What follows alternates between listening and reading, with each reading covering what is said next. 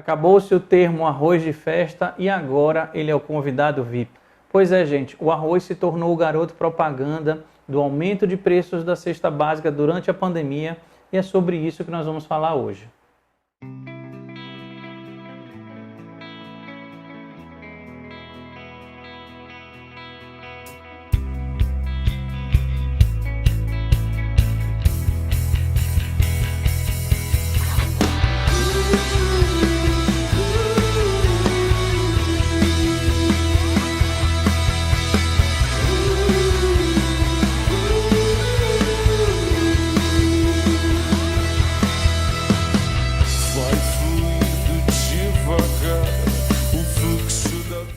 Oi gente, você que acompanha o Na Trilha do Cozinheiro, já que estamos num formato novo, antes de qualquer coisa, vai aqui embaixo, se inscreva, ative os sininhos para receber notificações e não deixe de comentar nossos vídeos. Você já ouviu falar da lei da oferta e procura? Segundo os economistas, é a formação de preços no mercado, entre o preço ofertado e o preço oferecido.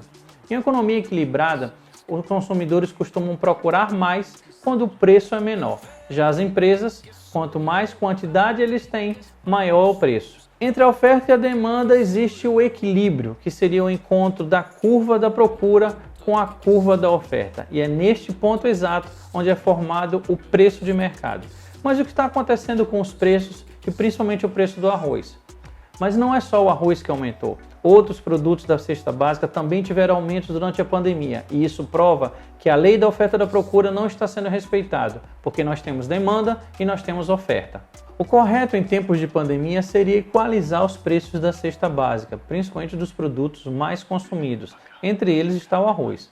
Eu não vou ficar aqui falando sobre economia, curva de preço, mercados internos e externos. Eu quero focar no arroz e por que ele tanto chamou a atenção. Junto com o feijão, o arroz está presente na refeição diária da maioria dos brasileiros. Ele faz parte da nossa cultura e, logicamente, o aumento de preço chamaria a atenção. Nessa tabela vocês podem ver como está dividido o prato do brasileiro. O arroz lidera o ranking como o principal ingrediente. Ele não é perecível, barato, fácil de preparar. Combina com tudo. Eu posso até substituir o filé por um frango, mas se mexer com o arroz, aí vai ter briga. O arroz faz parte da alimentação do ser humano há pelo menos 5.000 anos. Começou lá na Ásia, onde ele era chamado de arroz d'água. Atravessou o mundo e desembarca aqui no Brasil por volta de 1530, rapidamente chegando às mesas e se tornando popular. Hoje ele está mais refinado, parbolizado, integral, multigrãos, preparando pratos conhecidos e refinados, um risoto, uma paella, mas nunca deixou de ser popular. Quem não deixa de esquecer aquele arroz de carreteiro, o bife com arroz e fritas e principalmente o arroz com ovo. Por isso todo mundo se assustou com o aumento do preço do arroz. Mexa com tudo, menos com ele. Mas já que ele se tornou um item tão caro, será que eu posso substituí-lo? Podemos sim, mas primeiro vamos pensar em fonte de nutrientes. O arroz é rico em carboidratos, fibras, minerais e óleos essenciais. Mas se for necessário mudar, temos algumas alternativas. Batata doce, mandioquinha, mandioca, inhame, quinoa, cuscuz marroquinos, várias alternativas nós temos. Todos eles ricos em nutrientes.